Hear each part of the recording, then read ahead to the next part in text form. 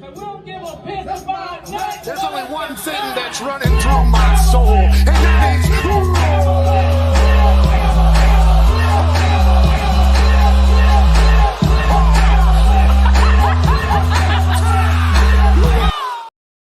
Welcome to Crimson Dynasty. Welcome back to Crimson Dynasty. Y'all are familiar with us by now. But before we get started, hit that like and subscribe button. And we have some hot topics tonight, so we definitely won't take up too much time on the introduction. My name is C'Chi. I'm the host here. Crimson Dynasty is one of the shows here on the Bama Standard Network. And we also have two of the best co-hosts. We have JB and we have Dan James the fourth. So they'll shout out and promote their other shows and their socials towards the end. Like I said, go ahead and like and subscribe. If you're watching us on X, be sure to head over to the YouTube channel, the Bama Standard Network, and subscribe. And y'all hit up the live chat because we will have a Q&A session later on. So go ahead and start adding your questions in there now. Before we jump right in, I do want to shout out one of our sponsors, Lamstone Company. We always tell you that if you're looking for a beautiful natural stone to add around your home, don't settle for subpar materials. Check out Lamstone Company's selection of natural stone products to meet your project needs. They're located in Oneonta, Alabama. They're one of the oldest and most trusted sources in the state. So contact them today and let them know that we sent you by using promo code the Bama Standard to receive 10% off your first order. I know that was a mouthful, but shout out to Lamstone Company. We do have their website in the banner below. So let's just jump right in. Okay, we're coming off of, unfortunately, the loss to Raggedy Florida in the SEC men's basketball tournament, but it's not over for Alabama. We want to just kind of talk about basketball first, and then we'll get into football updates. So we'll spend probably the first, few minutes of the show, first half, talking about basketball, because one thing that we wanted to kind of talk about first, and not really harp on it too much, but what do we feel like went wrong against Florida? I guess like an effort to talk about what we need to kind of watch out for as we get ready for March Madness. So I'll start. I'll just say, first half, I believe we looked pretty good, right? We looked all right. Then we get into locker room, we come back out, and it just looked like almost like we took our foot off the gas. I know a lot of people are saying it's because of, Grant's injury, but I feel like you never want to just weigh everything on one person. I mean, surely you wouldn't bank that, okay, well, if this person goes out, then we just, we're done. It just seems like maybe we didn't make certain changes after halftime, or Florida just made better changes. But, thankfully we're not completely out. But yeah, I'll start with you, Dan. How do you feel? I know that you always watching basketball games, and you just can't take your face off the basketball game, even during the show. So I want to get your take first. How did you feel about that? I know that you were excited the first half, and then the second half, I'm sure you were probably throwing something at the TV. Oh yeah, man. Let me just be honest for a second. Man, we played a much better team. To be honest. Yeah, the size. Florida they're playing eerily similar to what UConn was playing around. Yeah, I had a friend that played for them when they were doing really good. I mean, man, they are clicking on all cylinders. They were talking about how Alabama and Florida was looking like the two best teams in the country. Then we got exposed. So Florida's length, was giving us all kind of troubles. The offensive rebounding, they wore us down. But just it wasn't just the size; they were hitting shots too. We were hitting shots, but hey, they were getting second chance after second chance. And they're big guys. What's so impressive about them? They all run the floor exceptionally well. So we couldn't just run them out. So I took my hats off to them. But we ran into a buzzsaw. Maybe someone else can be a mismatch for them like they are for us, and we can luck out and not draw them in the NCAA tournament. And luck out. Interesting. They're that good, huh? We need to luck out and not play them again. Okay. JV, what are your thoughts? Do you share the same sentiment as Dan? Dan doesn't sound very confident at all if we play them for a third time. That's what I'm hearing. Yeah, that don't sound real. And we definitely gonna need a healthy Grant. But yeah, man, I mean, it can be done. But guess what? I'm gonna be real, man. If we were to play them 10 times, they probably beat us 7 times.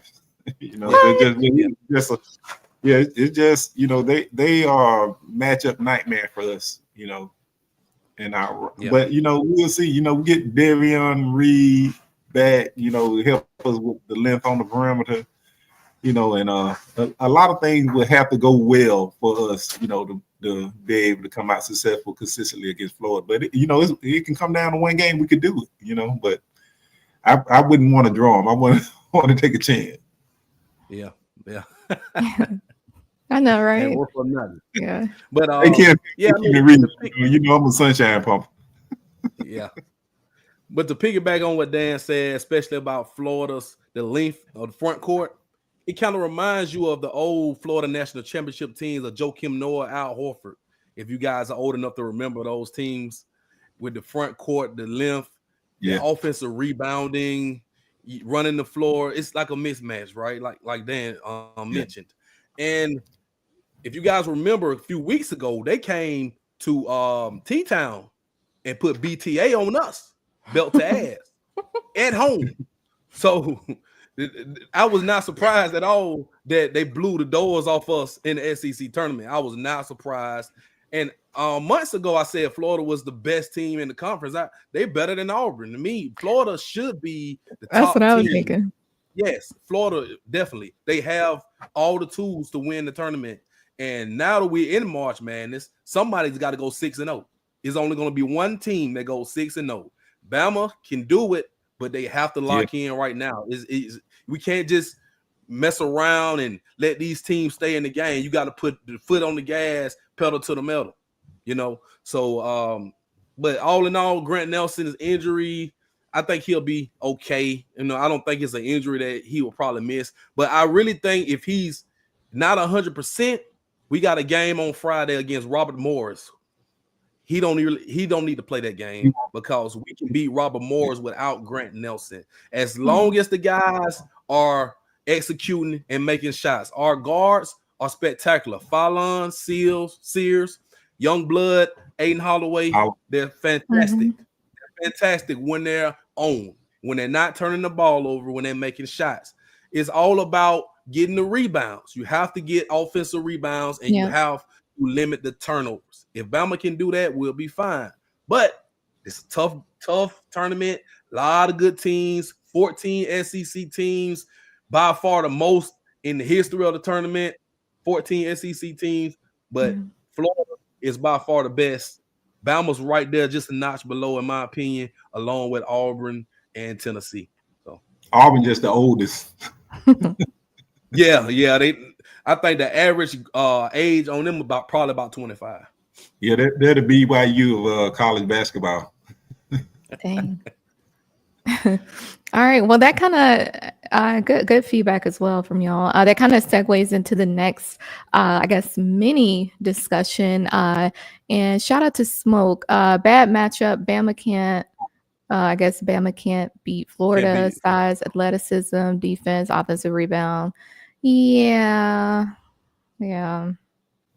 Just the full package, I guess, if you will. Yeah. I mean, we held on that first half, but that's we're gonna need some help. Somebody else got to do it for us.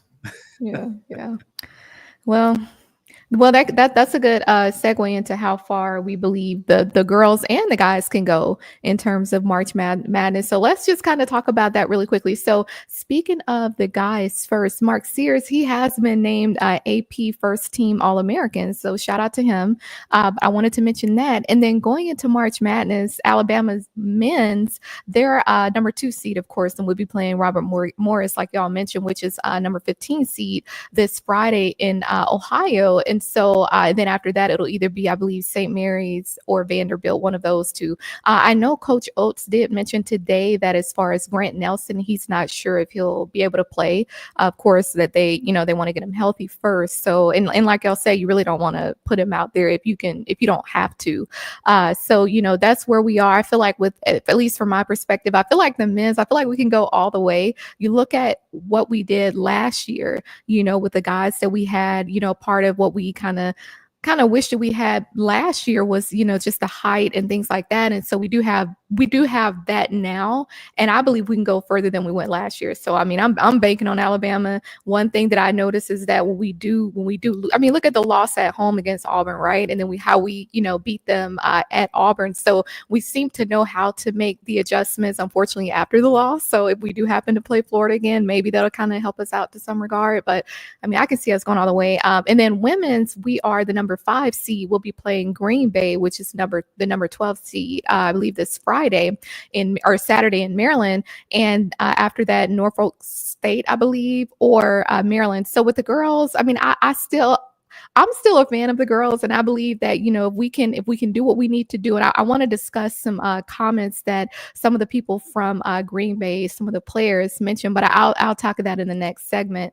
But I want to get y'all's takes, because from my perspective, the men, they definitely have a big shot to go all the way. I would say women as well, but I feel like with them, it's just going to somewhat be game by game, just to kind of see what they're comfortable with and the kind of competition that they have on other sides. So JB, I'll toss it off to you. What are your thoughts as far as how far you think the men and women can go? Yeah, the men can definitely get back to the Final Four, but it's not going to be easy. We're in the East bracket with Duke. So, I mean, if we can come out of the bottom part of that bracket and get to the point of meeting Duke, then anything could happen. But it's going to come down to, like we mentioned before, if the guys, if they can win a different way besides making threes, if they can get the hustle rebounds, the offensive rebounds, get extra shots, if they can cut the turnovers and keep teams limited from the rebounds they get, it's going to be some of these games, you get to one of the opponents and anybody can beat you if your shots are not falling. And Bama is one of the highest scoring teams in the nation. We average about over 90 points a game. But these tournament games, they seem to slow down. Palms get sweaty, and everything gets tight when the games get close late in the second half. But we can get up on the team early and kind of impose our will. We can go ahead and take them out. Far as the women goes, one game at a time, like you said, C'Chi. I mean, they've had a great season, 5th seed. Go and beat Green Bay. These are not the Green Bay Packers. This is Green Bay, whoever the name of the team is. But no disrespect to them, because they made the tournament. They won their lead to get in. But we have a talented women's basketball team. We should definitely beat Green Bay. And I think we have a good chance to come out of that side against Maryland or whoever else, that we make. But I'm confident that both the men and the women will move on to the Sweet 16. Yeah, same. Dan, what about you? How are you feeling? Yeah, as far as the men, I got us coming out the East region. I'm not concerned about Duke. I think we had a favorable draw. Our ceiling is, we can win the national championship. That's our ceiling. I like our roster against anybody in the East region. As far as the ladies go, I like, for momentum's sake, we got a senior team. I like to see us get to the round 32, but I could see us getting to the Sweet 16, which would be awesome. That'll be a tremendous achievement for our women. But our men's team, we like JB said, we have to cut down on the turnovers. And Mark Sears, hey man, stop dribbling the ball so late into the shot clock. We cut down on that a little bit. Yeah. We can get up as many shots as we can. So let's stop having bad turnovers. Because a lot of games this year we actually beat ourselves. Turnovers. So we limit that. Let's crash the boards. Let's get out on the floor. Let's run. Let's do what we do. But it starts with getting stops and being able to rebound the ball. Which we've kind of been slacking on a lot lately. But we're gonna need the Mo Diabates. We're gonna need the Cliffs. The put on the big belt pants. We got to get Grant healthy. I don't think we will see him until the round of 32. But I can see us possibly cutting down the nets, winning it all. Cut down Nelson the is the nets. key. I'm gonna tell you somebody who needs to step up. Jaron Stevenson. Yeah, He's too talented. He needs to step up. He needs to play the 4, especially if Grant Nelson's gonna miss time. Jaron Stevenson is capable of hit shots, and he can actually put the ball on the floor. And he's got size. He's damn 6'10". He needs to play bigger, and he needs to step up. Yeah. Right. Tall as a tree. Just step up. And just he's take got one step. experience. That's all you need. I like He what we've played a been big getting from role. lately. Yeah, Yeah. coming in. But no, Stevenson, one of the guys to play a big role last year in the Final Four run as a freshman. The game against North Carolina, you guys remember the game against Clemson. He played big roles to get us to the Final Four. So it's him, all the guys coming back. They're going to have to get the young guys or the guys that just coming in who hasn't been on this road. It's going to take the guys who were on the team last year to get these guys ready for this run, because we got to go 6-0 to win the championship. Yeah. Yeah, I think that Fallon is ready. He has the mindset. I really love that about him. Yeah. Yeah. I think so too. No fear. No Yeah, fear. definitely. And that's a good, and y'all drop y'all's comments in the chat as well. How far do you think our men and our women's teams can go as far as March Madness? Now, let's kind of just do like a somewhat of a high level preview for the men and the women as far as who they'll be matching up against. Now, there were some comments that were made, one from the head coach from Robert Morris, and then a couple of the players from Green Bay as far as like the women. So I want to talk about the men's first, and I'll get y'all's thoughts, and then we'll pivot to the women. So as far as the men, Robert Morris, their head coach, he was recently interviewed about the matchup, right? And he was basically saying that, Alabama is going to be bigger, faster, potentially stronger, and more talented. And as far as like how they match up from a stats perspective, free throws, they average about, I think, 16.3. Alabama was 18.5. And so we are, somewhat better there. I believe we were 7th in the nation. And then as far as assists, they were 16 per game is what they were averaging. And I believe we were 16.8. So we're doing a little better there as well. JB, you mentioned turnovers. That's kind of, I think we were at like 12.8 or something around there. And so in Robert Morris, they were a little higher than that. So I wanna stop there really quickly and just kind of talk about the comments from their head coach, because I mean, while I do agree with him, I wonder if that can be a little demotivating for their guys. You know what I mean? Because, they're playing Alabama. We already know, when you line them up, you kind of know what it is. But it just makes me wonder when he says that. I understand wanting to kind of show respect for us, and it's good that he said something positive, but it just makes me wonder how motivated would that kind of light a fire under their players? And I'll start with you, Dan, on this one. How do you feel about his comments? And then what do you think as far as the stats, like how everything looks on paper and how we match up with them? You're muted.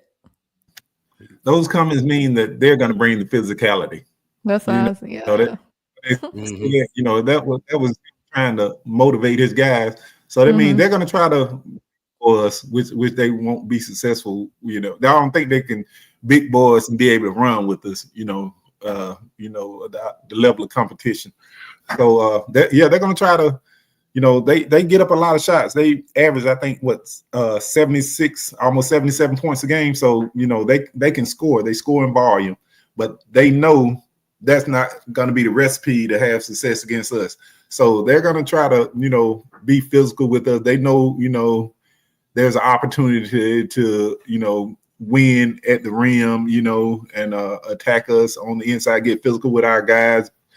Try to get our guys in foul trouble. You'll see a lot of pump fakes and everything that, they know Cliff loves to leave his feet, for a guy that's 6'11", he loves to leave his feet a lot and go after the first shot, So I expect them to try to get kind of physical with us and try to get to the line, but, I don't think that's going to be successful. I expect us to win going away,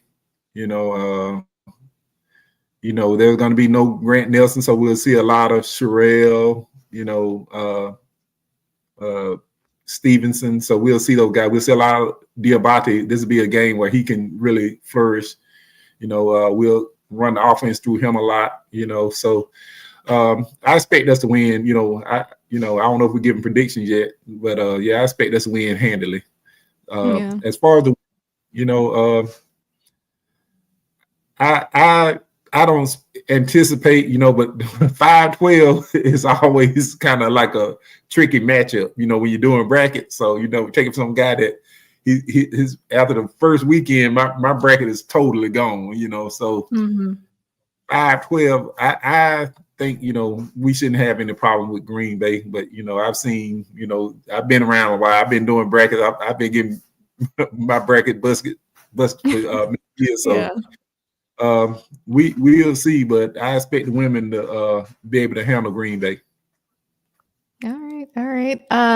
JB, what are your thoughts regarding the Robert Morris head coach's comments? And then also, I'm going to mention some things that a couple of the Green Bay girls players mentioned. But really quickly, what are your thoughts on what the head coach said? And then, do you agree with Dan as far as how it's going to motivate their players? Yeah. He did it on purpose. He wants to try to motivate his guys because he know they're the underdog. Nobody really is going to pick Robert Morris except the people who are fans of Robert Morris, the underdog story. It may be some people out there who just don't like Alabama, like the Auburn fans or whatnot, that's going to pick against us. That's fine, But like Dan said, we expect to win this game by 25, 30 points. We should win it going away as long as we can just stay up. Don't let it get close. Anytime you get these 2-15 matchups, you have to go and just put your foot on them and don't let up, because if the game gets tight, it's going to lead to the underdogs getting confidence, more and more confident. As long as the game goes, they're going to feel like they can win.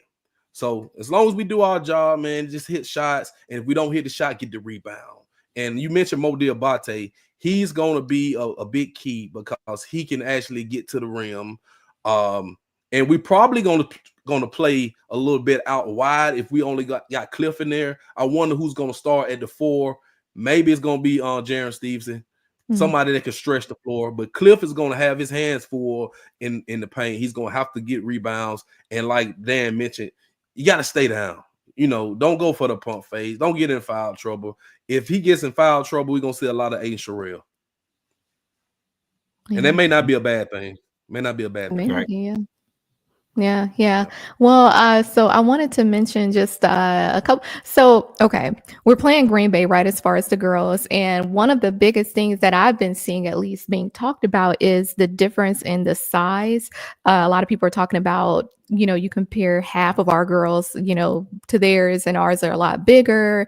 Et cetera, et cetera. So their girls were actually interviewed recently regarding like how they feel about that. And one of their girls, she is, I'm not gonna butcher her last name. I call her Kay. So Jasmine Kay. She was basically saying that she does believe that the size difference could be a challenge for them, but she's also looking at it from the opposite perspective, because she's saying, well, Alabama, they may not be able to guard the smaller posts like her. So, maybe they could bring the challenge. So her, flipping it in that regard, I was like, that's interesting. Well, their top scorer, her name is Natalie McNeil. She's 5'8". She actually, said what her message is to the team is basically don't be intimidated by the height, don't be intimidated by Alabama's physicality. And she said that they've been specifically focusing on practicing defense. So I thought that was interesting as well. So it seems like for them, it's more of a mental thing, as far as what they're focusing on. And I get it to some regard. I still believe that we're going to win, but I get that they're kind of,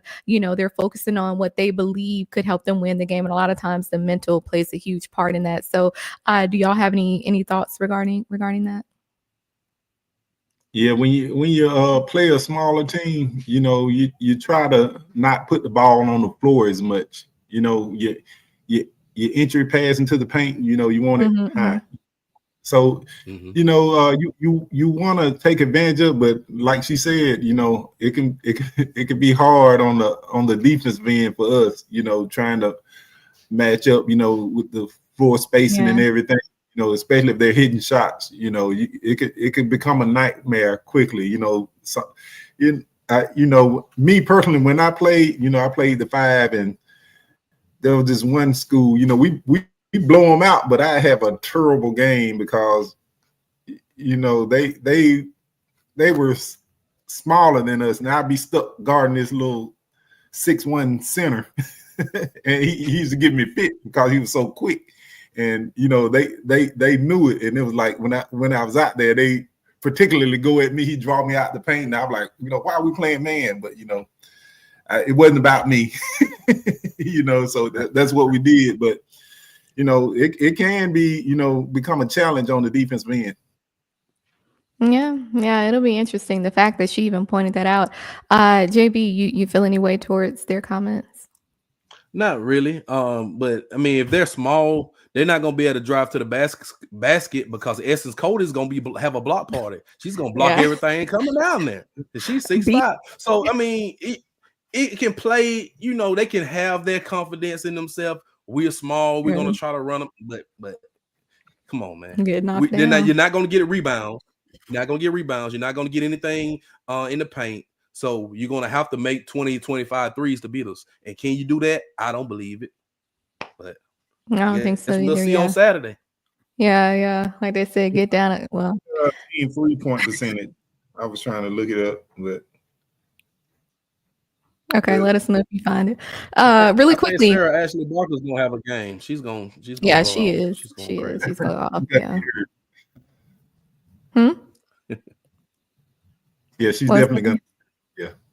Yeah, I agree. Well, we always talk about football here. I'm excited to talk about football. So before we get into that, let's shout out our other sponsor. We always tell you that your game day is not the same without a title towel. So visit whitwellsports.com and use promo code STANDARD for an exclusive discount. Dan, what you doing?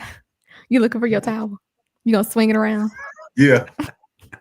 All right. Well, be sure to visit whitwellsports.com. Shout out to them. They're always showing us love. So we appreciate your support. Now let's talk about football. I want to talk about the latest in the 2026 recruiting and also some official visits that we do have locked in. We got to start off with edge rusher, class 2026, Kamari Brooks. I definitely want to shout him out. He's from the state of Georgia, and we've talked about him before for multiple reasons because he's really elite. But like I said, he's an edge rusher. He has locked in his visit to Tuscaloosa the weekend of June 6th. It's a few other guys who are going to come that weekend as well, but June 6th, this will actually be his fourth visit to Tuscaloosa. So he did list Alabama, Georgia, and Clemson in his top 3. And he stated before that every time he visits Alabama, he feels better and better about us. I think that's a good sign. And, you know, just shout out to him because I definitely think that there is need. We definitely need someone like him coming in next year. So hopefully we can get him locked in. But I did want to mention a few other names because I know that Coach DeBoer mentioned a couple weeks ago, he kind of threw it out there that there is somewhat like a lack of depth at that tight end position. So there are a few guys in particular that I think that, and we haven't really talked about many of them per se just yet, but I do believe they're worth mentioning because, you know, some of them have recently gotten offers. Some of them have locked in, you know, their visits. So there's one guy, he's a tight end, Caden Prothro, and he's not, according to what I know, he's not related to Tyrone Prothro, but he's also from the state of, You're muted. I think there was he mentioned that they may be distant cousins, but like 8 times removed, first cousin 8 times removed. They have right. I don't know what I saw was that they anyway. But he's from the state of Georgia, 6'6", 210 pounds. He's listed as the number 3 tight end in the 2026 class. He'll be visiting Alabama that same weekend as Kamari Brooks. That's going to be a big weekend. Pretty much the entire month of June. It's going to be big, actually starting the weekend of May 30th. But June 6th is going to be a big weekend. Caden Prothro, he actually played in the Under Armour game with guys like Marshall Pritchett that's coming in, Keelon Russell, DeJohn Lee Jr., Micah DeBose. I mean, that game is, you know, That's a big game. So he played with him as well. And then we also mentioned the number 1 tight end, Mark Bowman, a couple weeks ago. He recently visited Alabama. So shout out to them. But then we also have 2 other tight ends that I want to mention that I'm going to pass it to you all before I mention anyone else. So there is another guy from the state of Georgia, class of 2026, Xavier Tiller. He's a tight end, 6'4", 212 pounds. He's listed in the top 10 tight ends in the nation. He also plays basketball. Now he'll be visiting Alabama the weekend of May 30th, and he also played in that Under Armour game as well. And then one additional tight end, class of 2026, of course, from the state of Illinois. He's listed as the number 6 tight end in the nation in the 2026 class, and he'll be visiting June 20th.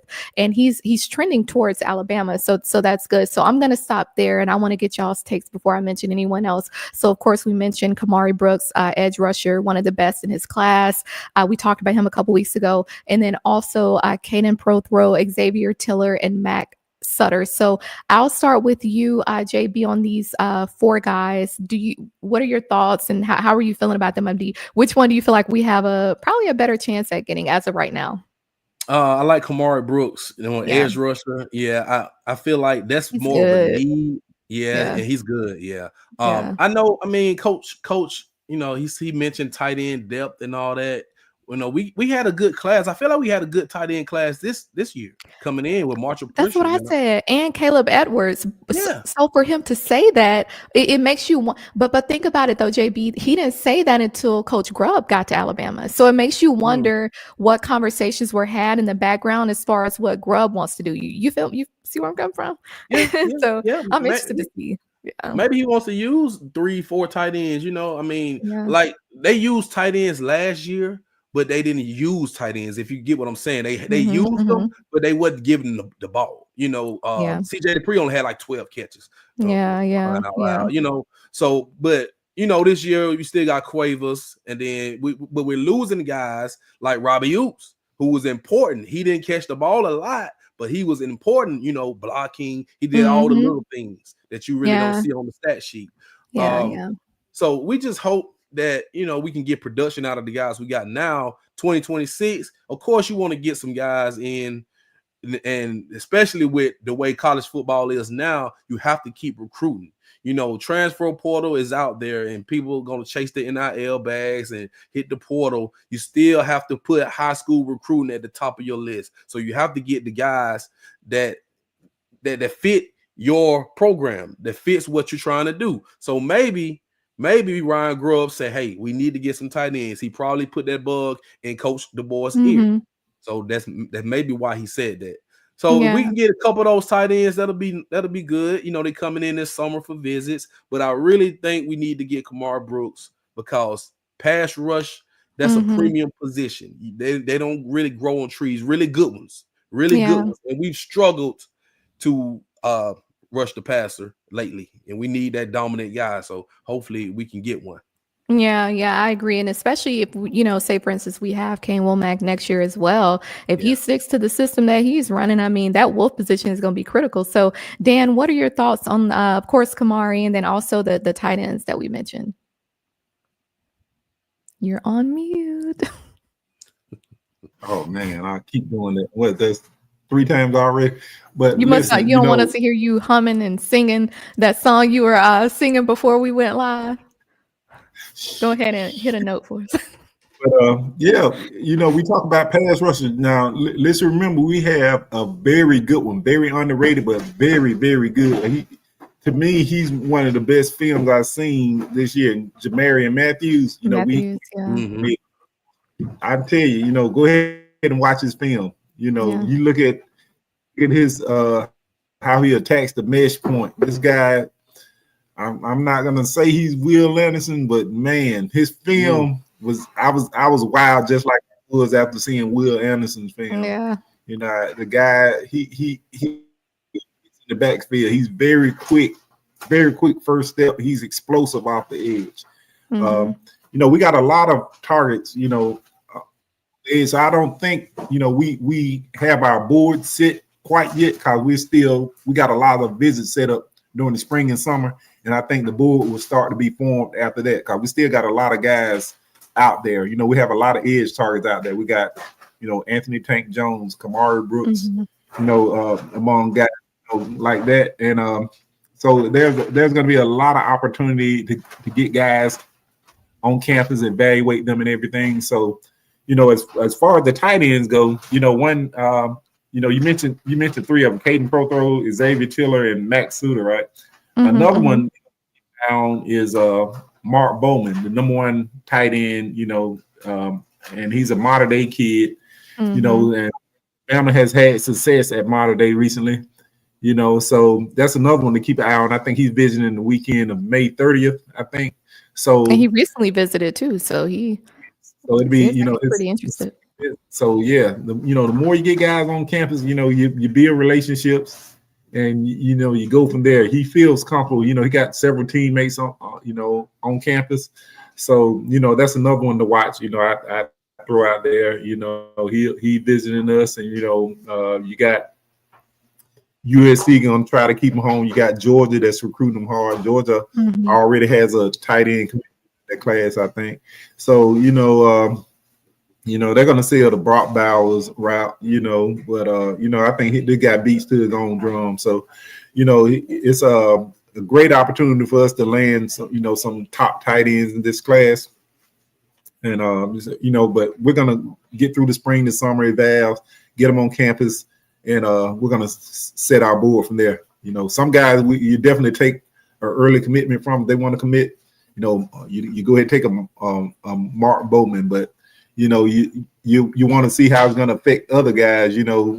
Taking after you take the first one, you definitely take the first one. Then you want to see, you really want to set your board after you get your top target. Then you want to have a pecking order after that. Yeah, definitely. Yeah, and y'all, if you're familiar with some of the guys that we named, put your feedback in the live chat as far as especially the three tight ends that we just mentioned, because for us to be kind of loading up even more. Remember those years, especially while Coach Saban was coach. At least to me, when we've won the national championships, we always had at least that one tight end that was just, really, really good. He was, so it says a lot that we're trying to get back to that as part of the standard. Now, a couple more names on offense, and then I had a couple guys on defense that I wanted to mention. And you mentioned modern day. There's a guy, wide receiver class of 2026, Caden Dixon Wyatt. He is a wide receiver, like I mentioned, 6'2", 180 pounds. And we recently made him offer. I know that Texas and USC are going after him pretty hard. And then he stated that Oregon is in the lead, right now for him. But that is another name as far as from a receiver perspective. But then there's also a guy from North Carolina, Ikene Ogboko. He's an interior offensive lineman, and he's a guy that it's going to be interesting. It's going to be interesting what happens with him. He's 6'3", almost 200 pounds. He's listed in the top, I believe the top 5 interior offensive linemen in the nation, and actually 6'6". And he also plays basketball, and he's going to be visiting that weekend of June 6th as well. I believe June 7th to be exact. So I know that Notre Dame is going after him pretty heavily. So it's going to be interesting. I mean, I think that that's a guy where, we talk about Jaden Roberts. Of course, he'll be going to the draft, and, we got some guys that transfer in, but it'll be interesting to see if we were to, get him, how we would fit him into the scheme. So a couple guys on defense that I wanted to mention. There's a cornerback from the state of Georgia, Laziah Jackson. He really good, 6'3", 175 pounds. He's listed as a top 15 corner in the nation. He's also, what I was reading about him and what I've seen from him, it seems to me like he can play basically every position in the backfield, and he's touted to have a really high football IQ as well. And he's going to be visiting Alabama the weekend of June 20th. So remember that name. And then there's a safety from Florida, Caden Hall, and he is 6'3", almost 200 pounds, listed as, I believe, one of the top 15 safeties in the nation, also plays basketball, and he's going to be visiting Alabama the weekend of June 13th. So I'll stop there. I know I mentioned a few other names, but we have, of course, 2 on offense, the wide receiver out of modern day, Caden Dixon Wyatt, and then the interior offensive lineman from North Carolina, Ogboko, but then the 2 DBs that I mentioned, Laziah Jackson and then Caden Hall. So let me me get y'all's takes. I'll start with you, Dan, on this one. What are your thoughts? The wide receiver from Mater Dei, you just mentioned Mater Dei, and then North Carolina. How do you feel? I know we made an offer to Ogboko, but do you feel like he may be that one of the missing pieces? I know we have some, guys that transferred in from the portal, and then we had some that were already there from the previous class. But do you feel like he could be, someone that we need? Yeah, he could be he's a prototypical left tackle. He actually visiting the next weekend after you mentioned it. I think the weekend of June 13th through the 15th. 13th. Okay. That's when he will be visiting. He's 6'6", around 285. Yeah, he is at the top of and Alabama is actually recruiting him as a offensive tackle. So, on the outside. So not interior. Okay. We're going to get him on campus. I think it'll be a battle with, Georgia, North Carolina, Bill Belichick. He's apparently doing big things there. Caden Dixon-White, he has a visit set up. So it'll be, I think, his second time in Tuscaloosa. I think he visited last summer sometime, if I'm not mistaken. But, he's somebody that, will be interesting once we get him on campus. We have other guys on the board, on the wide receiver board as well. It was the defense guy. Who were that? Oh, Lasai Jackson. Lasai Jackson. I could actually throw a rock in his school, from where I am right now, So he's a long, rangy defensive back. Alabama talked to him about playing corner, just like Zay Mincy, starting out at corner and probably moving to safety. They love his verse, his length. Caden Hall is actually on campus today as we speak. He's visiting unofficially. He has another visit set up this summer, official visit. But he's actually on campus right now as we speak. Alabama is actually recruiting him as a linebacker. He's 6'3". His official size yesterday was 6'3", 200 pounds. He's trending in the right direction. Alabama really likes him, love his athleticism, and they love his frame. So he's one, to keep an eye on, So I think he's one that they would be willing to take a commitment from at this time. So he's a guy that I would say green light to commit whenever he's ready. Yeah. Okay. Well, let's see. For Caden to be there right now and then coming back in a couple months, I don't know. JB, what are your thoughts on the few that we just mentioned? The Mater Dei kid, was that was the first kid you mentioned? That right? Was the wide receiver, that I believe, Caden. Yeah, Wyatt. Mm-hmm. Yes. So that Mater Dei pipeline,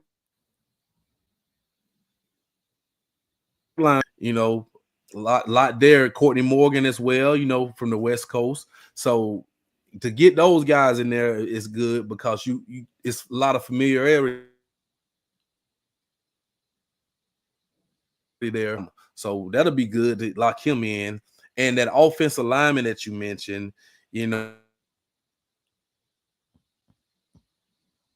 trying to get that, solidified this year and to get enough of these guys. You may have some freshmen that we have now. If they don't get the playing time,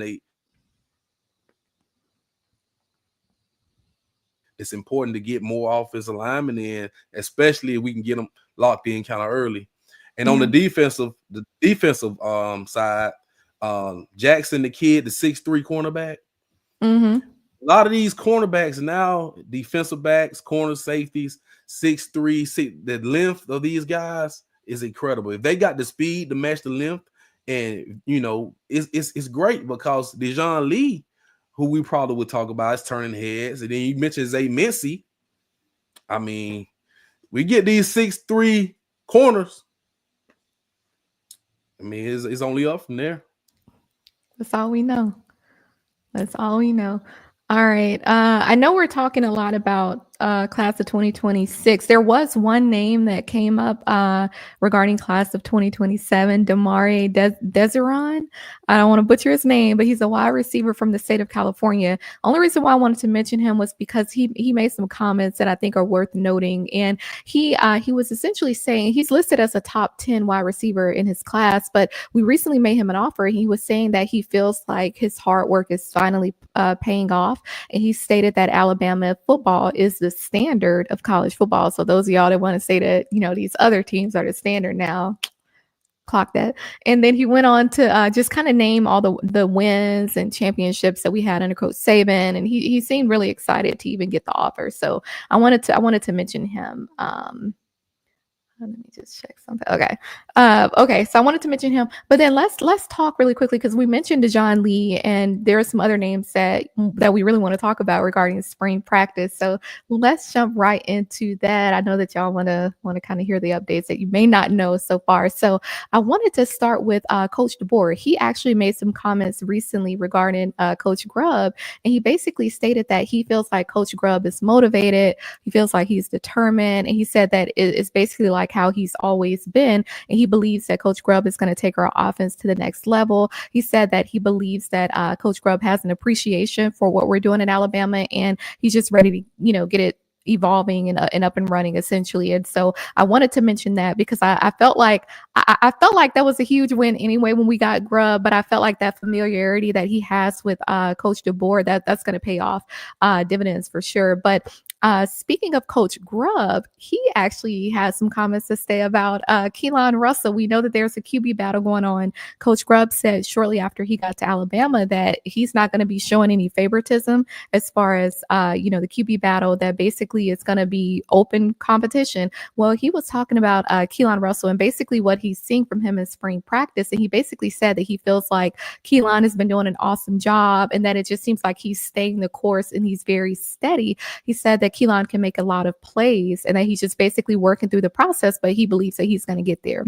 Well, Keelon Russell, he had to, I guess, pay it forward. So he was speaking highly of certain players. And I know that y'all probably heard this because some of these kind of went viral, but there were a couple guys in particular that Keelon kind of, praised. So DeJohn Lee, of course, 5-star DB out of California, but he also mentioned Latsier Brooks. This guy, we're going to keep hearing his name, freshman, and Keelon was comparing Latsier Brooks to former Alabama wide receiver Devontae Smith, and was basically saying that Latsier is very acrobatic. So I thought that was very interesting, the words that he used.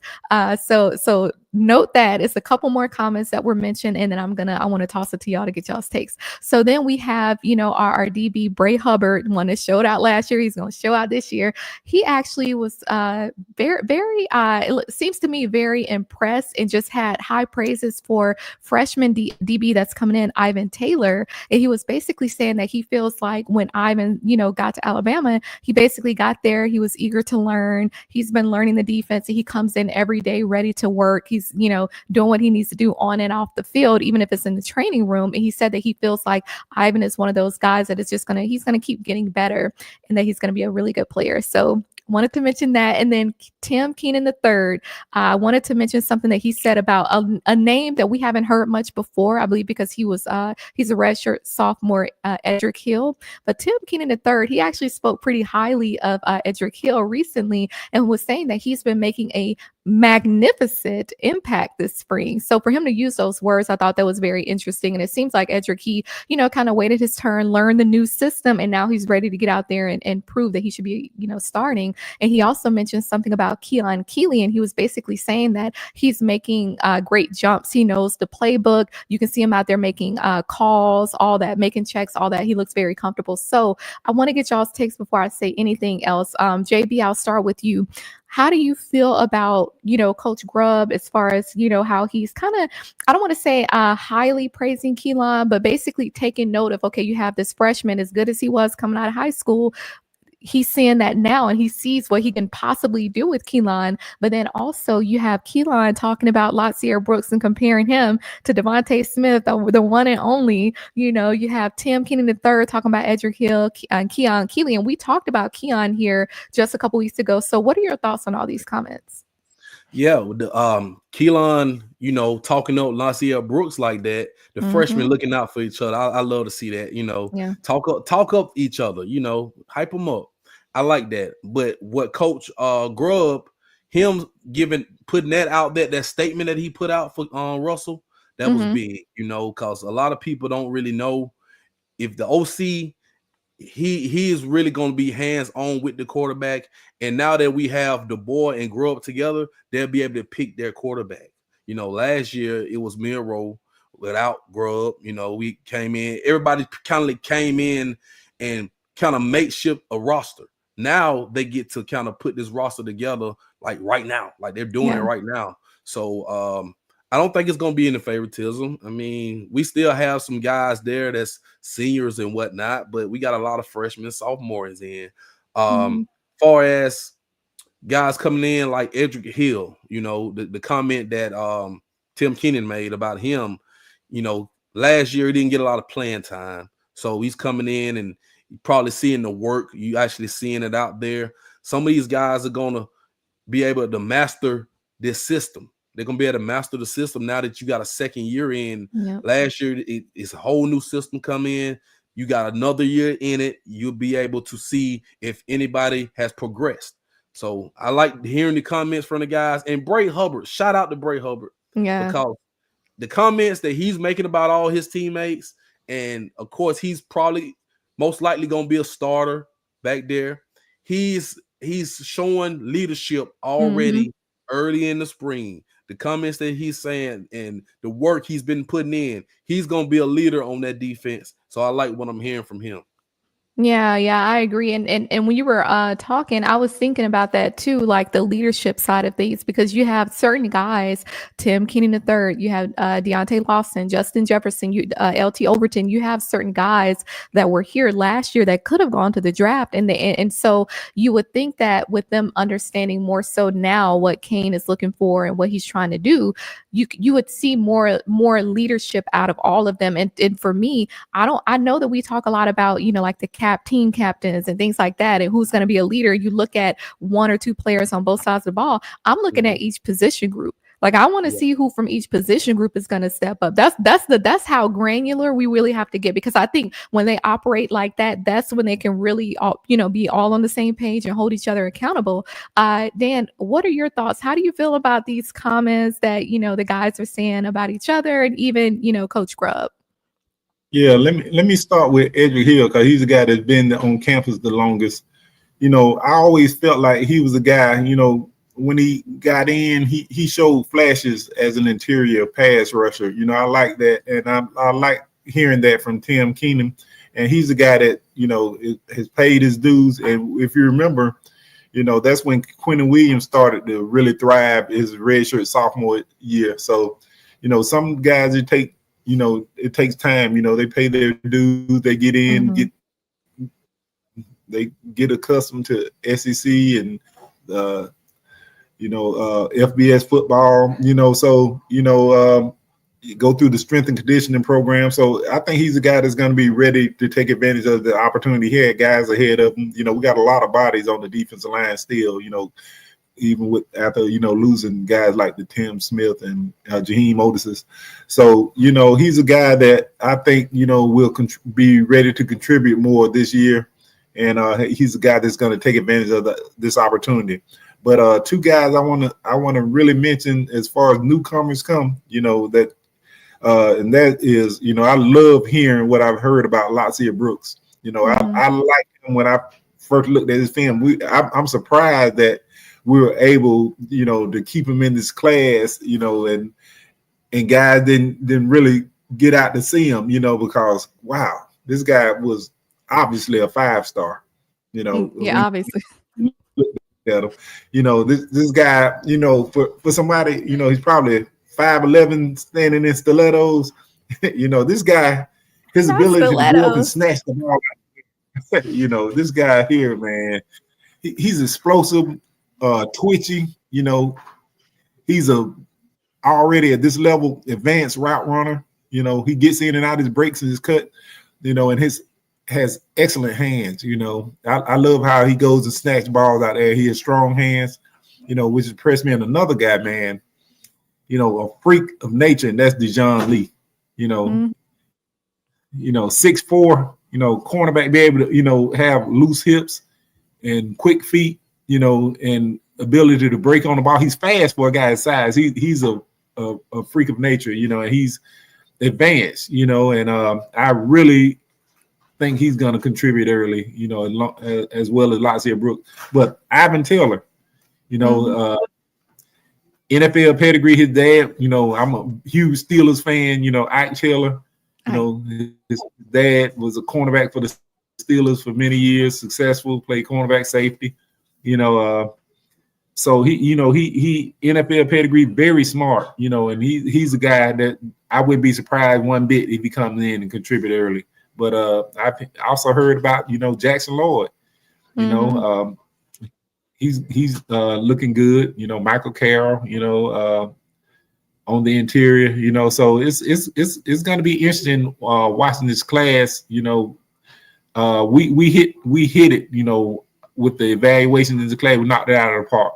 That's Morgan and Coach DeBoer, they have a track record of being able to do that. They built according to Morgan, he built the Michigan roster. That won the national championship. He was you think about the Washington roster that they built. He didn't get Connor Stallions there, did he? I doubt it. Connor Stallion was working under the table. Okay. But so they know how to evaluate talent. So they just trust the process. It's still a process in Tuscaloosa, but these guys are going to come in and just give them time. Don't throw them away if they don't contribute year one or year two. Because sometimes it takes development. So we shall see. Yeah. I agree. Well, a couple more things. I know we're kind of pushed for time at this point, but we had a lot to talk about. One thing, defensive lineman, we talked about him a couple weeks ago, actually. Jeremiah Beeman, he was one of the guys that I think all of us, I want to say, I don't know if you were on that weekend that we maybe heard, but we were talking about who we believed on offense and defense would have a breakout year. And we were mentioning Jeremiah Beeman. Well, this guy, he's gained 50 pounds in the offseason. Kind of went viral. He's, I think, at 315 now, so he's bulking up. But I wanted to mention Germie Bernard. He has some comments to make about Coach Grubb and a couple other things that he's noticing. He was basically saying that it's great to have Coach Grubb back, because he was saying how when Coach Grubb was at Washington, how explosive the plays were. And he said that having him at Alabama, that's gonna basically translate to Alabama essentially. And he said that and also with him being in the NFL when he was at the Seahawks, he was able to learn new things. And so he was basically saying that we're gonna have the same explosive system at Alabama and an NFL mindset. And he said he believes that we're going to have a really good offense. And we've been saying that here as well. As far as the quarterbacks, he was basically saying that he's noticing that Ty is stepping up a lot more. It seems like he knows what it takes and he's growing into more of a leader. And so, I think that's interesting that he said that. And then regarding spring practice, he was basically saying that it's been great. And he said that, the guys bring a lot of energy. You got guys flying all around, all over the place, and it's just exciting. So it sounds like they're having a lot of fun, and that's really what it should be. Y'all have any thoughts on what Germie Bernard said? I like what Jeremy said. And people forget he played with Coach at Washington, so he came over. He knows, for him to come out there and say, so it's probably going to be a lot of fun. I know he's excited to get his coach back, his OC. So, he may have a breakout year. He played very well last year. To me, he was the best wide receiver outside of Ryan Williams. I think Germie Bernard is probably happy that he's going to get the ball. As long as we have a quarterback capable of getting the ball out to him, he's going to make plays. So, I like it. Yeah, same. Definitely more consistent. Yeah. More consistency. Yeah, definitely. Just being able to get out there and like they said, have fun, but also being able to play with more confidence. So I'm excited to see what we have this upcoming season. I'm calling it natty now, so I know I always do, but definitely now. All right, really quick. I mean, that's just what we the standard. I mean, people can say what they want to say, but at the end of the day, it's still Alabama. You know what I mean? Like Right. when I'm flying internationally and I have my Alabama stuff on, you better believe people say Roll Tide every single time because it don't matter Right. what country. I tell y'all no You're lies. gonna get some type of reaction. That's what I'm saying. You I mean, better it just believe. happens. Yeah, and either people gonna be mad or they're just gonna be quiet. But at the end of the day, you're gonna pay your respect because you know what time it is, right? Right. Anywho, and really quickly, so A-Day, the game, I kind of want to talk about that really quickly about the broadcasting changes as far as, you know, they're not going to televise it this year. I have been seeing some fans pretty upset with that. And I get why, because it's just something like it's more of a tradition. You know, you're used to watching it with, you know, your family or physically going there. I think it's better to go there in person, but it just depends. You know, it's going to be hot for sure. But how do y'all feel, man? Like a lot of people are kind of like, oh, well, you know, it's just a lot of people are kind of feeling negative about it. And I guess that's maybe people who prefer to just stay at home and just, you know, watch it from home. But I mean, do y'all feel it's just more of a strategic move from Coach DeBoer more than anything? Well, let me say this, man. I'm disappointed. So, you know, that it won't be on TV. So I guess I'm going to have to go and run over some women and kids, you know, with the running of the gums. No, I'm just joking. I won't What? do that. Don't You do never it. heard of running of the gums, you know, getting in line for autograph. But no, you know, it's I don't know. I'm on the fence about it. You know, I would love to be able to see it, but I think it'll be televised eventually. You know, I think it'll be recorded. You know, so it'll. Look, do we need to contact Connor Stallions and see if he can Yeah, you know, see if we give him can some get somebody. JB, you know, you go out there and, you know, hide in the bushes with your little camcorder, the old school camcorder. Hey, put the one, get the one that you can wear on your shirt. Right. I mean, I'm just saying. You Yeah, might show you up know, like a it's Hmm? yeah. You might show We up got like a our fed. reasons. Yeah. Hey, JB, there was something regarding Pro Day as well that you wanted to touch on. I think it was regarding was it Milroe and the Steelers, or it was something that you Yes. wanted to yeah. Yes. So Miro apparently reportedly went to dinner with the Steelers last night with the organization, GM and everybody. His pro day was today. He ran a 4.37, I believe, 40 time. You know, knocked it out the park, made some great throws. A lot of footage, a lot of that stuff is on social media. It's floating around social media. I think it was televised today. I didn't get a chance to actually watch it, but from what I understand, he had a great pro day. The Steelers is one of those teams that I mentioned back at the Senior Bowl that Mike Tomlin was like every time Miro was there, Mike Tomlin was there. So it's a relationship that's been building for months now. And the Steelers hold a 21st pick in this draft. So maybe they pull the trigger at first round, maybe second round, maybe they trade up in the back half of the first. But the Steelers right now, Kenny Pickett is the only quarterback I believe they have because Russell Wilson has moved on. I think they're trying to get Aaron Rodgers, but they need another quarterback. They So do. Yeah. they do. Yeah. So if they happen to pull the trigger on Miro, you got a quarterback battle with Miro and Kenny Pickett, and I don't believe Kenny Pickett is better than Jalen Miro. I'm just putting that out there right now. But yeah, that's my takeaway from the pro day. I thought he did well. He did well enough, and I thought that from the Senior Bowl and the Combine, he didn't run at the Combine, and you got a lot of mixed reaction. I thought Pro Day would be his place, and for people were saying Isaiah Horton stood out today because he caught the passes from Miro. They say Isaiah Horton looks like a first round NFL. That's he a dog. Man, I'm excited. I'm even more excited now. I'm even more excited for Isaiah Horton now. And everybody's out there. The word on the streets is that our wide receiver room is underrated. That's the word on the street. And with Grubb.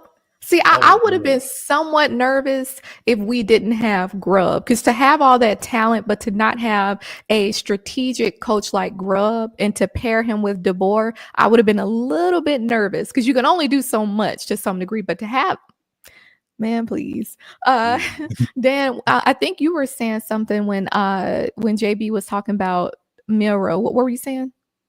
Yeah, there is a scenario where Milroe could go into the first round. You look at, what happened with the quarterbacks last year. You remember it caused a ripple effect. So teams started snatching up quarterbacks. Yeah. So that's a scenario where Milroe could go in the first round.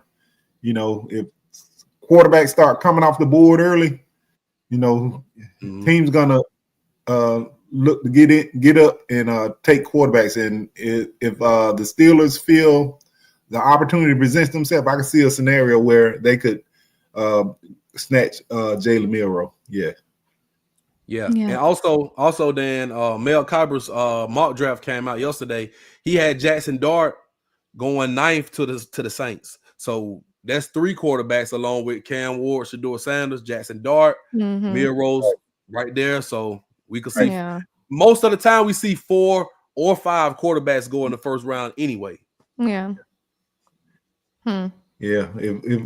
If teams start making moves with quarterbacks, then teams are gonna trade up. Hey, quarterbacks are off the board, so we got to get quarterbacks. Still the most important position in football. So quarterbacks start flying off the board. Yeah, Milroe is gonna go first round. Yeah. All right. Well, I saw that we did have some questions for the Q&A segment. We won't take too much time here, but let's see what we have. Should be fun. Shout out to Toughest Nails. Do you think after a long season, the intermediate shot that Oates does not like is a must? Man, better get to liking something. Yeah. Can I take that? Can't afford to lose some more games. Huh? Nate is a mathematician, so he despises it, and he has statistical proof, as to why it doesn't. But listen, man. When you get hot, and you need a bucket, in the final minutes, I wouldn't be against the mid-range shot. It'll throw a team, catch a team off guard. So, I love to see, you think about the last couple of seasons. Our season ended with our shot getting beat at the rim, So, let's try to do something different. If the opportunity presents itself, I would not be against the mid-range shot. Yeah.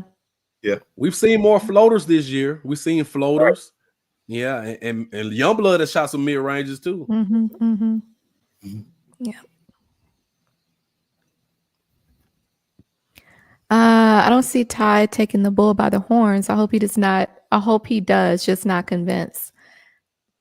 I mean, what I'm hearing is that it's a full-on QB battle. So yeah, I mean. I haven't heard anything bad about Ty. I haven't either. And I feel like one of the advantages that he would have, right, and one of the advantages he would have is that he already has some chemistry with some of the guys. What were you going to say, Dan? Yeah, I'm gonna tell you another thing I haven't heard. Last year it was, this is Jalen Seen. This is Jalen Seen. This is Jalen Seen. So I'm not hearing that, Ty, it's a quarterback battle. That's what we're hearing. So it's gonna be some twists and turns. You're gonna see a lot of story leading up, to the game time. But I wouldn't be surprised to see any of the 3 guys win it. So I'm just saying, it's not a foregone conclusion that Ty Simpson will be the quarterback.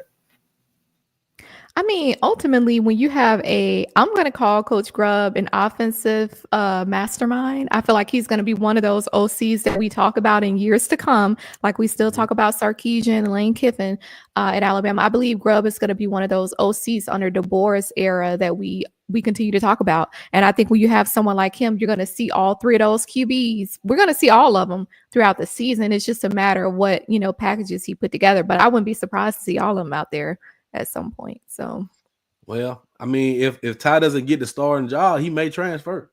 Because I mean, we mentioned that months ago. Why would you be a career backup when you can take your final season and go start somewhere else?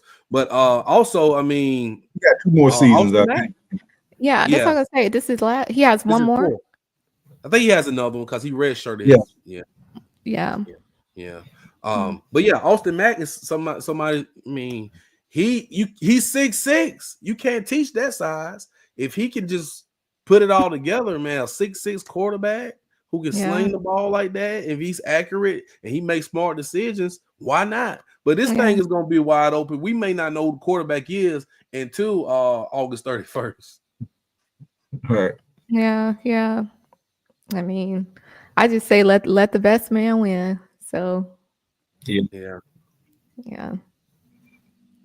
All right. Shout out to Kennedy. What if we lose a QB to the blasphemous portal? Yeah. I mean, let me say the transport portal giveth and it takes away. So just like we lose one, we can gain one. So, and trust me, Coach DeBoer and Coach Grubb, they have relationships and they know, so, and we're not going into the season with not knocking Nick Sheridan, but I don't think he was ready to be able to be ready to call plays. They just said, hey, you're gonna be the new OC, so get you a playbook together. See, Ryan Grubb, his playbook is more advanced. He's going to be much more advanced when it comes to situational play calling. So he's very experienced. That's going to be a big difference we're going to see in the offense this year. You're going to see more consistency, and you're going to see better situational play calling. That makes a lot of sense what you just said, Dan, because people were pounding on Nick Sheridan for his situational play calling. He was learning on the job. Right. Yeah. Right. He didn't have the whole playbook. Like Grubb probably got a 200-page playbook. Sheridan probably had 36 pages. So, But a part of that too is instinct. I think a part of that is instinct, because when you are, in the red zone or in the end zone, and I'm just like, I mean, why are you throwing the ball and we just a few yards? Like, it's just certain things, certain plays like that. And I remember Tommy Reese pulled that stunt when we played at Texas. I believe it was at Texas, but it's like stuff like that, the instinctual components. That's the part I think that we're going to see Grubb do a lot better at, them seeing how the defense is lining up and they know exactly, and then also having the helmets. Now we don't really hear people talk about the helmets now, but I think having that line of communication, that's going to be even better too. So all of the component, all the moving parts are going to really come together like a puzzle, I think. So, I mean, if we do lose a QB, then, I mean, it's their loss. That's how I'm looking at it right now. So, yeah. All right. Shout out to Brian Russell. Here's my thing with Ty, and maybe it's just me. I worry about his arm strength. I know he can throw it in the basket, accuracy and all. Can he make the tough throws? I hope I'm wrong. Yeah. And we didn't get to see a whole lot of that, right? I mean, we saw a whole lot of it, because we were always playing to the level of our competition. Yeah. Ty's gonna have to show. I mean, he's gonna have to go out there and show it. I mean, practice ball is not the same as, of course, in real game speed. So, I mean, we'll see. We'll see if he can actually take this offense and learn this. I think the guy who can learn this offense and execute this offense the best is going to win the job, no matter who it is. It could be Keelon Russell. So it doesn't matter if you're a freshman or you're a senior. Whoever executes better, whoever's better for the team that can compete for a national championship is who I want to start. I mean, and that's just it. And it's like, at the end of the day, fans have to kind of rest assured that, like, whoever is starting, that's who should be starting. Like, forget your feelings and, all of that, and whoever needs to start, because we're going to see the other QBs. Like, I highly doubt someone like Grubb is just going to have, the other two, whoever they're going to be, just ride the bench. I mean, no, absolutely not. So, yeah. I'm excited. I hope y'all are, because as soon as I heard that Grubb got let go by the Seahawks, I was like, oh, that kind of sucks for him, but that's good for us because we need to snatch him up ASAP. So yeah. But anywho, okay. Well, like we mentioned before, we are going live. We're doing every other week right now. So let's see. I want to say possibly around a day right before ish, something like that. We'll let it be known in advance when we start back with weekly. But we did, every other week for the last maybe month or two. So we'll stick with that for right now. But we do have our show tomorrow, Going Hard in the Paint, tomorrow night at 7:30 p.m. Central Standard Time. I'm not on that one. I said we, but I mean the Bama Standard Network. Going Hard in the Paint tomorrow night. So they'll talk more about March Madness. They'll go in more detail as well. And then y'all can promote your shows, any other shows, and then any social media. JB, I'll start with you. Yeah, you can find me Sunday night talking Bama, me, JT, and cast of guys. Herb, shouts out to him. And my YouTube channel, Sports Talking with JB. Go subscribe to that. I got a March Madness preview on there and a lot of NFL stuff as well. 8 days not far away, guys. I mean, we got 3 weeks from 8 day now, a month or something like that. So it's coming up close. And find me here on Wednesday, Crimson Dynasty, with this cast right here. Follow me on Twitter X at young_ENT_. All right. Dan, what you got? Okay, you can follow me on X at the Final Whistle Dan, on Instagram, Dan James IV. Catch me Tuesday nights on this channel, the Final Whistle, 9 p.m. Eastern, 8 p.m. Central. Wednesdays, every other Wednesday, you catch me right here, the Crimson Dynasty, with my awesome cast here. Y'all be sure to hit that like and subscribe. We thank y'all for, being able to take time out your day to spend with us. I enjoy everybody. I thank everyone in the chat. Y'all bring some good ideas, a lot of fun. Thank y'all for being engaged. And roll tide, everyone. Did you have a song for the audience? I mean, y'all, just so y'all know, Dan like to sing before we actually go live, and I'm just like, I don't know why he don't come with that energy when we go live. So I'm just gonna put you on the spot. Thank God I'm a country boy. In the words of John Denver. I threw you off with that. Yeah, we appreciate y'all viewing. Thank you, Kenneth. Thank you for the love. Shout out to y'all in the chat and those who were watching, and Smoke and everyone else. And you can catch me here every other Wednesday for now, 7:30 p.m. Eastern Standard Time right here. And then you can find me on X at official C'Chi without the apostrophe. And then you can find me on Instagram at beauty_up_intelligence. Yep, every letter. Don't miss one. And we will see y'all in 2 weeks. And tomorrow. Who are they playing? Tomorrow, Auburn. Didn't Auburn lose before? Auburn got the number 1 overall seed in the tournament. They lost last year. Huh? Didn't they lose to them in baseball? They did. Yeah. You know they did. Auburn done lost to somebody. If Auburn gonna do something, they gonna lose a game. I'm calling it right now. Upset of the century tomorrow. Let's go, ASU. Hornets over Tigers, baby. It's going down. All right, let's go, ASU. Since Auburn like to talk, always talking. They're gonna do something. They're gonna lose a game. So hopefully it's tomorrow. Yeah, go ahead and put them guys out so they can collect their Social Security checks. Right. All right. Well, we appreciate the views and the comments, and we will see you all in 2 weeks. Roll Tide. Roll Tide.